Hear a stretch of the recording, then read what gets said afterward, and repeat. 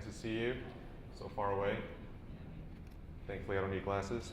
My name is John Hong. I'm an attorney at the law firm of Littler Mendelson. I am working primarily in San Francisco, but I also work in the Portland office.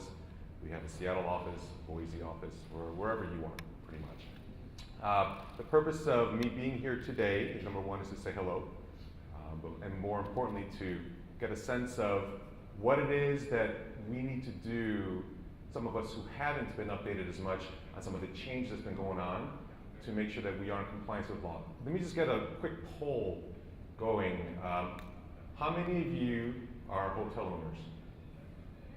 Fantastic. And don't look around. We don't need to know what other people are talking or thinking about. Number two, how many of you have salaried managers working for you? Okay, very good. How many of you have salaried managers that make less than $50,000 a year? That makes sense. How many of you have salaried managers that make less than $45,000 a year?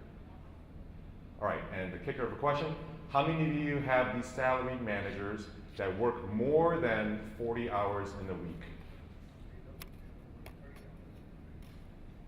Okay, now, there's enough people here, and for those of you who kept raising your hand the entire time, you must listen carefully. For those of you who are too shy to raise your hands, please also listen as well. So today, in this brief time that we have together, I'm here to introduce a new law that just has been passed. It's the Department of Labor's final rules on overtime now, and this is going to be effective nationwide, so something that we all should pay some close attention to. That's me. We have a quick agenda. I'll do a quick review of where the law is today. The DOL's final rule, which is going to be in effect as of December of this year, so that's only 3-4 months away. Path to stop or modify the new rules. Like there's some things that we're trying to do to stop it, but we have to nevertheless prepare for changes that are going to be coming up as of December of 2016. So, a quick review. Fair Labor Standards Act. Who's heard of the Fair Labor Standards Act? Right, and it has to do basically with wage and hour issues. How much you pay somebody, what time they start, what time they end, breaks, rest breaks, meal breaks, overtime, things of that nature. This has been enacted since 1938, and it gives you just a basic set of parameters on all of your non-exempt employees. When I say non-exempt, I mean hourly. Now there is a strict definition of who can be hourly and who can be salary, right? Now there are a set of employees who are exempt from the FLSA, managers, so to speak, right? And there is a strict definition of who is a manager. Just because you give them $30,000 a year and say you're a manager and you're responsible doesn't mean they're a manager or exempt under the law. There is a set of rules, and we'll briefly talk about those set of rules. They have to fall into one of several categories, whether they're executive, administrative, professional, or outside sales. In our workplace, right, in the hotel, people would generally fall under the executive or administrative exemptions from overtime. Now, there's a white-collar exemption. That's the ones that we just talked about a second ago. The ones that apply in the hotel setting would be the executive and administrative exemptions.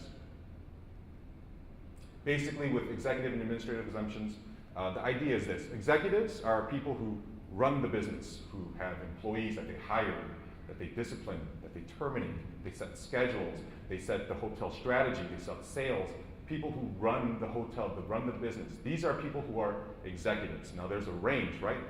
Just because there's only one person who owns it doesn't mean there's no other executives. You can have executives underneath who have hiring decisions, firing decisions, and the like. So there are a certain set of employees that can be considered executive exempt.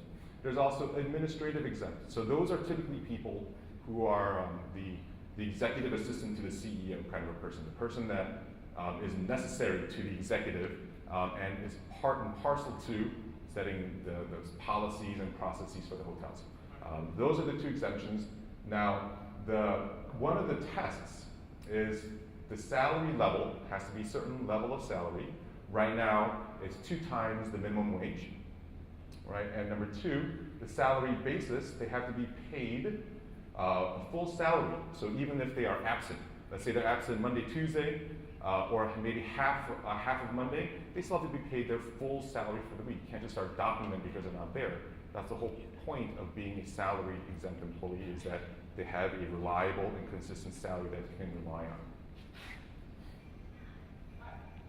So the rule, here's a new rule. It's going to be in effect in December.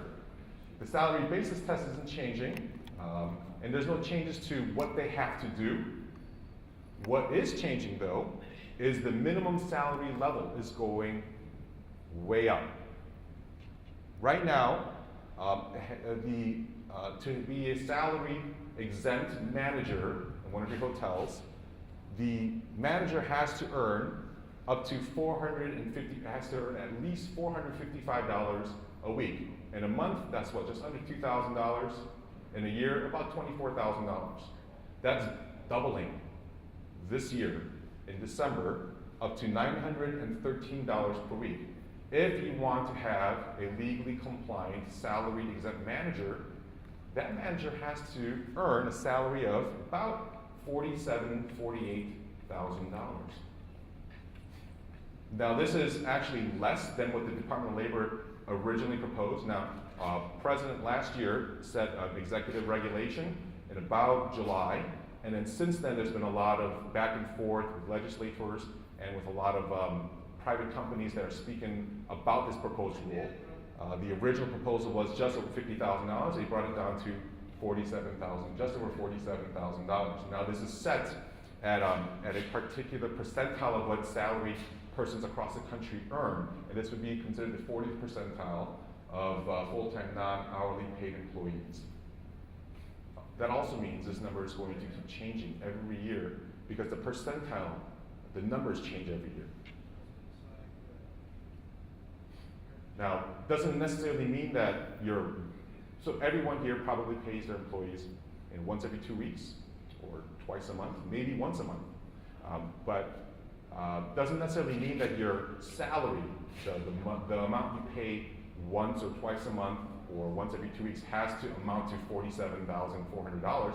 It simply means a big portion has to, and if you have non-discretionary bonuses, incentive payments, or commissions. So I have a client, I have a hotel client. He runs a hotel, a Best Western in Hayward, California. And his manager, his primary manager whom he trusts the most, he has a deal. So they have a salary.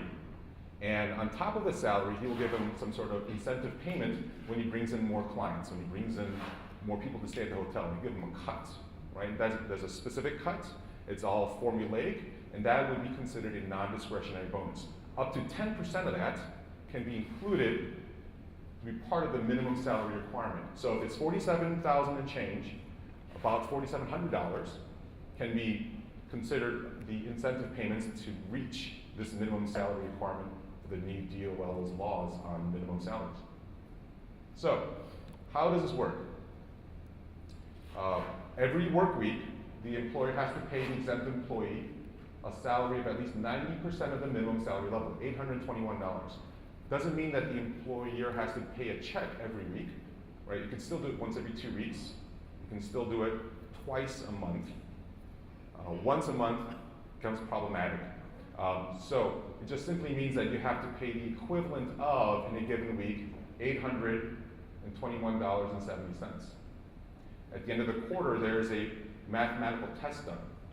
And what I mean by mathematical test done, what I'm saying is if like the DOL came and did an audit, if there is a lawsuit, if there is any challenge to the way your practice is, this is how they would consider the formula to challenge the practice. At the end of the quarter, if the salary plus all the bonuses, incentive payments, and commissions don't equal on just under $12,000, right, per quarter, the employer has to make up the shortfall, has to pay a difference into the next quarter.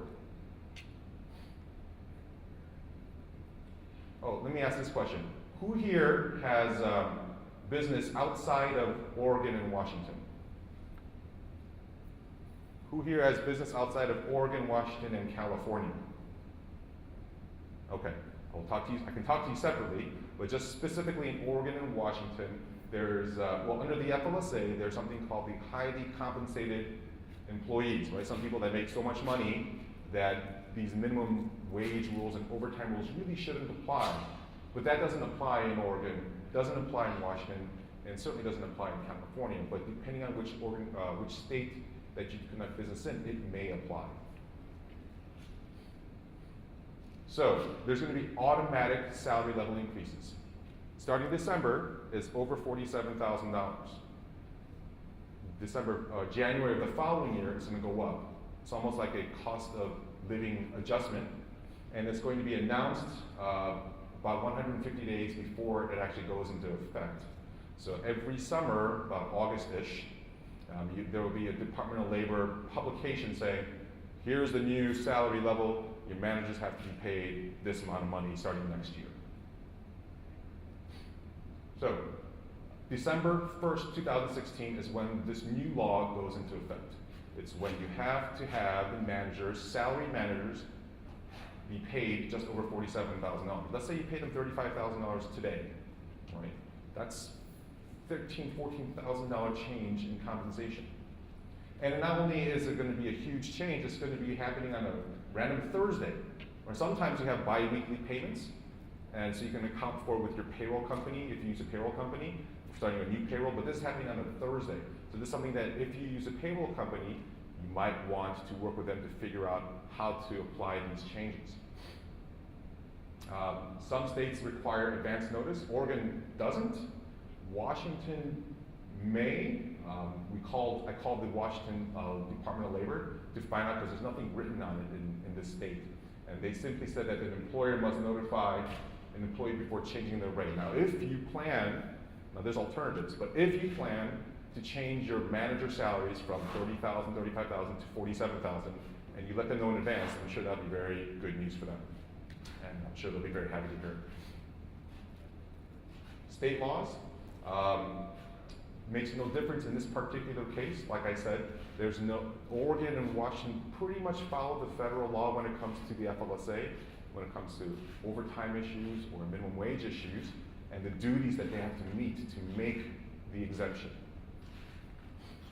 So, one of the questions that I'm usually asked is, how do we stop this? Right? This is a huge, huge change in the way anyone conducts business, right? Because this doesn't affect just hotel owners. This affects any business that has salaried managers. Any business that has salaried anybody, right? Marketing team or human resources team, anybody, right? So how do we stop this? Well, there's actually an effort to stop it. There's what's called the Protecting Workplace Advancement and Opportunity Act, and it was a bipartisan, it was a Senate and House Republican bill that was trying to at least stop temporarily this change in the amount that managers must make, and to kind of gradually increase the numbers instead of having it immediately at $47,000 and change dollars.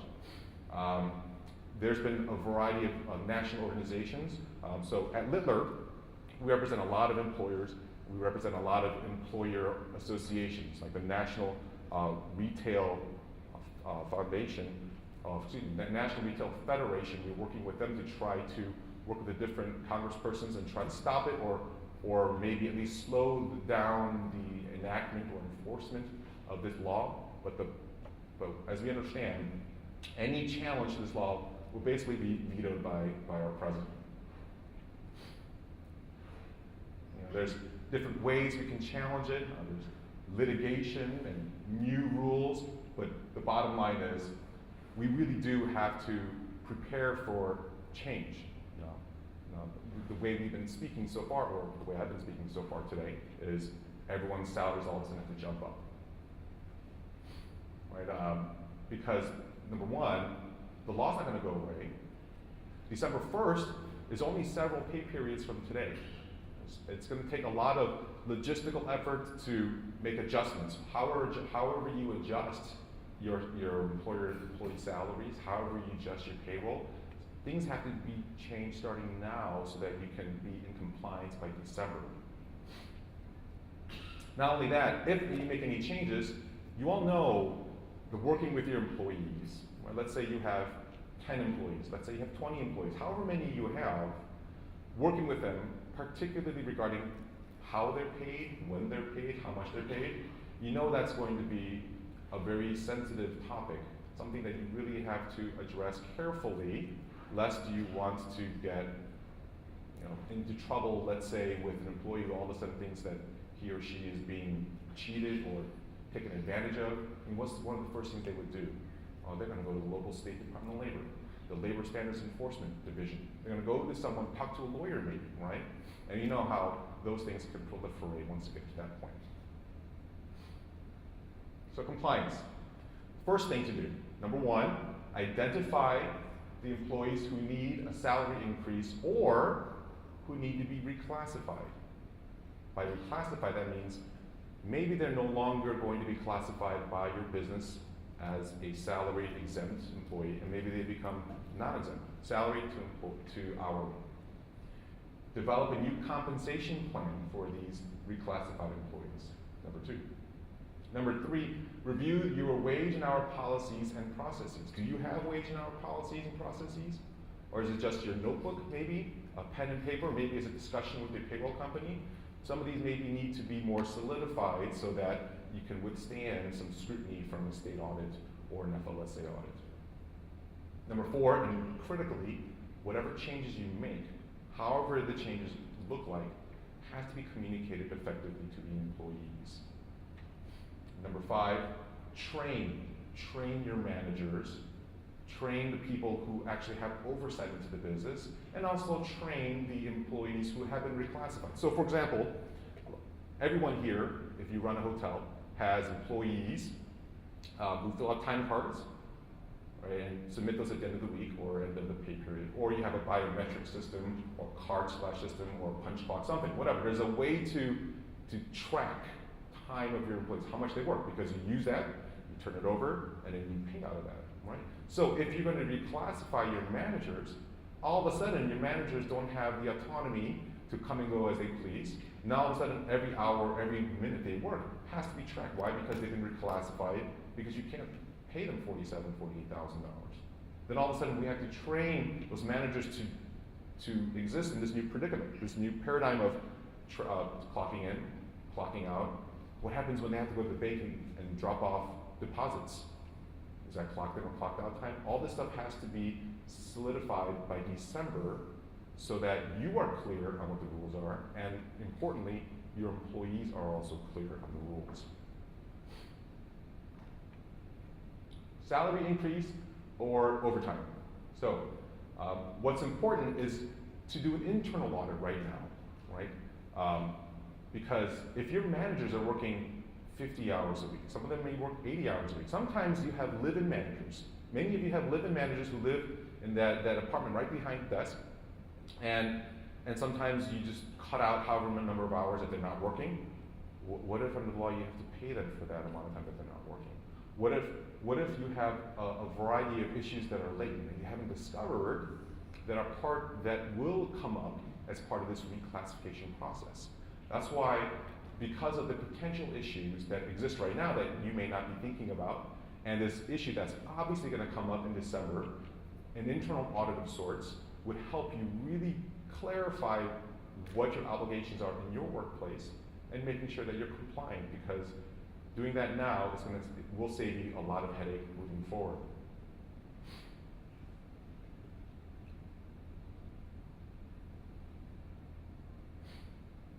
All right, so never mind what's on the board. Let me tell you what I've been doing. I have a lot of clients who are very aware of this new law going into effect in December. I've got a client in LA who opened up a bunch of donut shops, and he wanted to put all the store managers as exempt. And I said, by the way, December, you have to pay these store managers $48,000. He said, I wanted to pay them, and his plan was to pay them $35,000, $36,000 a year with some incentive on top of that, but not going to the level of 48. Because what happens when you increase one person's compensation in the workplace, or one group of persons, right? Let's say you have a group of 4 managers, salary managers, and you increase all their compensation. Everyone else is going to want to increase their compensation as well. Then you take into consideration the change in the minimum wage, right? You all realize that every January, the minimum wage in Washington is going up. You also realize that in every July, the minimum wage in Oregon is going up. Or sometimes in this coming year in Oregon, the minimum wage is going up by almost $2. And then after that, 75 cents, 50 cents. So there's a lot of factors at play. Right? A lot of payroll issues, a lot of labor relations issues. So that one client that I have in LA, what I told him was, practically speaking, just so that you are in compliance with the law and you can actually run a business that you can actually continue to run in the future without paying too much. You want to backdoor into some measure of an hourly rate, right? Backdoor meaning, let's say I want to pay somebody $35,000. You have to audit how many hours you expect them to work. He expected his manager to work 6 days a week, 9 hours a day, about 54, 55 hours a week. Then you do the calculation considering the overtime hours, which is 1.5 times whatever hourly rate you decide. Add that to 40 hours of the hourly, 40 hours times the hourly rate, and then you get to about $35,000, $36,000. Right? Is it perfect every time? Is it exactly 35, 36? Depends. Some hotel owners decide, I'm going to guarantee $35,000 because that's a salary and that's the expectation, that's what they make now. I can't go ahead and just take that away from them because that's going to cause a bigger problem, workplace problem. Or sometimes they guarantee less, but they give them more chances for incentive payments, right? Attendance bonuses, if you will, or compensation bonuses for bringing in a conference to your hotel, for example. Some sort of bonus process that you can get them to closer to or maybe above how much they make right now.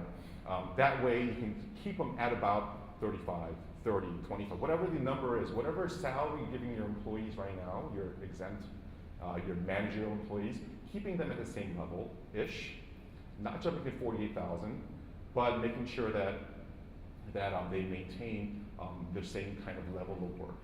And this is going to take a good amount of planning on your part, and preferably having it looked over by a lawyer so that they know, so that you know that your plans are going to be effective once they and compliant with the law once they go into place. Right, so that's what I did with that one client who has all those donut shops. I made all the store managers backdoor into a salary. He's going to guarantee that number, and really comes out to about $12, $13 an hour for him, for that employee. Now, once you tell your manager who's making a salary, oh, by the way, you're going to be hourly, that caused a lot of red flags in employees, right? Because for whatever reason, employees love being salaried. Like, I would love to be hourly. I would make so much more money. But a lot of employees love to be salaried, and they feel like it's a slight if they bring them down to an hourly rate. So messaging them clearly about how there's going to be some sort of salary expectation, an hourly expectation, so they actually ultimately do make an amount of money that's commensurate with their work experience, that's commensurate with the type of work they're going to do at the workplace, is critical in this situation. Now, in order to do this, you need a basic framework, right? Certainly, there's a lot of individuals who can backdoor and figure out the messaging, figure out the compensation levels, and work and administer this in their workplace very well. If you would like some help with that, I mean, you can always go to different HR solutions companies that do this for you. Maybe ADP, Paychex, SHRM. My firm has the same thing. We partner with this company called Compliance HR. It's an app, and it also helps you figure out the duties, whether the employees are properly considered exempt because of their duties, and that helps you figure out the amount of money or the amount of hourly rate or salary they must earn. And if you want to figure out how to transition that, they're helping you transition that as well. It's just another application to help you figure this process out. This Compliance HR application also does the same thing for figuring out the overtime rate as well.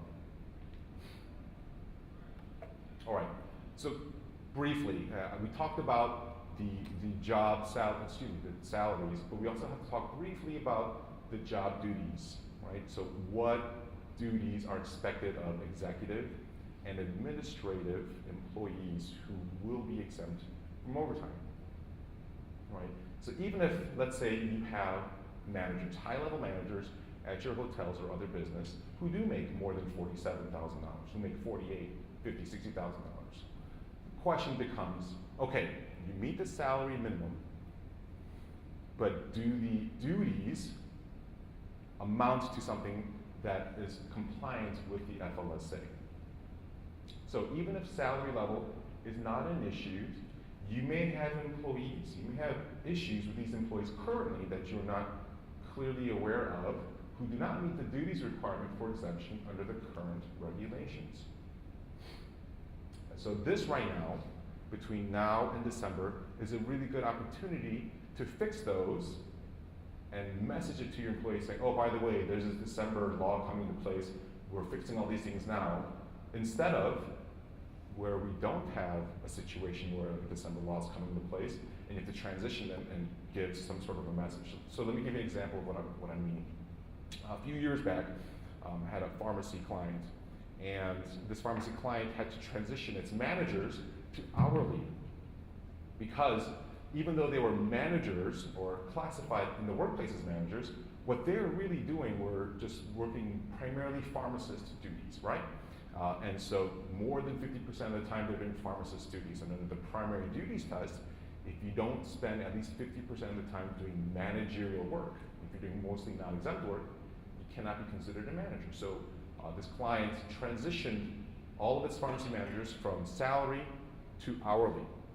What they didn't have, what this client didn't have, was the luxury of a new law where they can transition all the employees from salary to hourly and then peg it to the December 2016 change in law.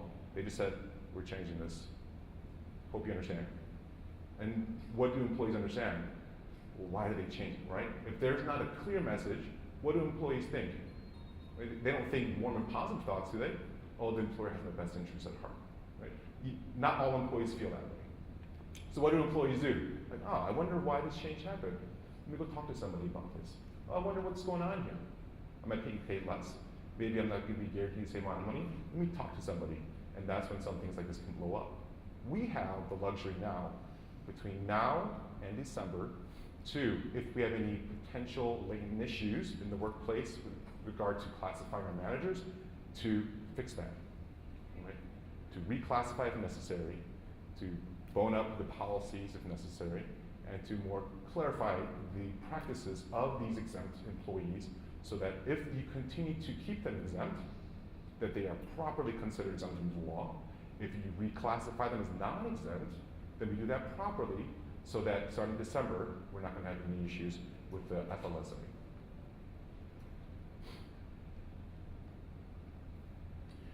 The recommendation we have is, of course, to have a lawyer help you with this reclassification. Let me give you an example why. So in the practice of law, we have what's called the smoking gun documents, right? And if you ever watch the legal movies, it's like, the smoking gun document, right? It's a smoking gun piece of evidence, right? Because if a gun's smoking, then you know that there's something just happened. There was, because the lawyer wasn't involved in this one case I was working on, I came in after a lot of the transition happened. All the managers' discussions in writing with, their HR professional or the payroll person, all that stuff was discoverable, meaning all that stuff couldn't be protected from the discovery process. It had to come out in the open. If you have a lawyer who is giving legal advice, or if you're giving information to the lawyer for the purposes of receiving legal advice, then all those discussions, if it's in writing in particular, is protected under the attorney-client privilege. Meaning, that's not going to come out if there's an audit, if there is a lawsuit, if there's some sort of issue, a legal issue that you're compelled to give up all your information. So if you have a lawyer working with you, the lawyer can help you work with the data, to work with your internal audit, to review documents like job descriptions or policies, wage and hour policy that you might have. And all that review process, to the extent that is used for purposes of obtaining legal advice, can be all protected by the attorney-client privilege. And interviews that are conducted may be protected by the attorney work product doctrine, attorney-client privilege. There's just a lot more protection from future potential harm if a lawyer is going to be involved. Right? And when the HR compliance or compliance HR application I was telling you about, that within of itself doesn't protect you from discovery in the legal process, right? Because it's an application. You're not working with lawyers there. It's a company that we partner with, but to the extent that you actually use a product like this, or any product that you want, if you need a product to help you administer these different changes, working with a lawyer with that would be very helpful to you. Okay, so you've decided to, let's assume for these purposes, you decide to reclassify employees from salaried exempt to non-exempt. There's a lot of questions that arise at that point. Right? What are you going to do in terms of compensation? You keep giving them incentive compensation? Are you going to pay them, continue to pay them on a salary, like nothing happened, and maybe just backdoor in all this financial information and hope it's going to be the same? Or maybe adjust the salary upwards or downwards? It all depends on the audit that you do. Or certainly, if these are the policies that you would want definitely to make sure that you audit, and to the extent you don't have them, these are the policies you definitely want to make sure you do have come time in December. Off the clock work, discouraging that, prohibiting that, number one. Number two, meal and rest breaks. To the extent it's necessary, making sure that's in place. In California, it's absolutely necessary. Oregon, Washington, recommended, but not absolutely necessary.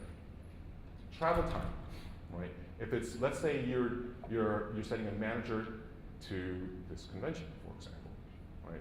Is that compensable time, compensable travel time? Let's say you're sending them to the bank to drop off, deposit some things, compensable? Or maybe you need to pick up some foods or supplies for whatever you need at the hotel. Is that compensable? You want a policy on that so it's very clear.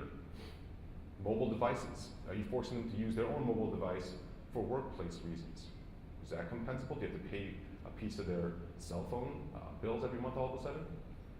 Having a clear policy on that will help you maintain at least some defense when it comes time to an audit or a lawsuit.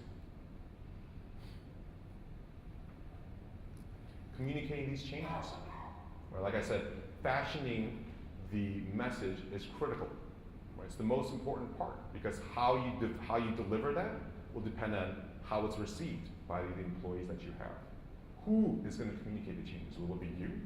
Will it be some other manager that everyone loves? Will it be, who will it be? How? When is going to be communicated? All this has to be part of the plan that you put together. And training, like we mentioned before.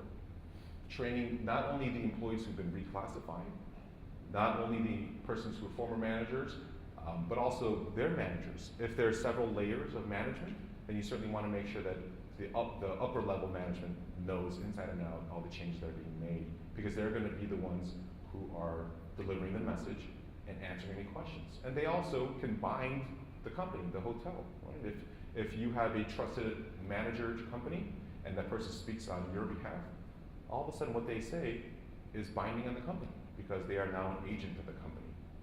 So if you're going to have someone bound, or whatever they say, bound to the company, or the company's going to be bound because of what they say, we want to make sure those managers certainly are on the same track in terms of the messaging that's going on at your workplace. Wage and hour policies, making sure those messages are clear. Timekeeping procedures, whether you use a time card, a biometric system, a clocking in, clocking out system, and any change to that process. Let's say sometimes, I'm fairly certain that all of you have had employees who came back and said, well, this is a wrong time punch. Well, I forgot to punch out. Right? Maybe they left early and they pretended I left at 5 o'clock, but I forgot to punch out. Or maybe they came back late from lunch, I should have punched at 12, but it didn't happen. All these changes to the processes you have, you want to account for those so that those aren't going to be problematic for you.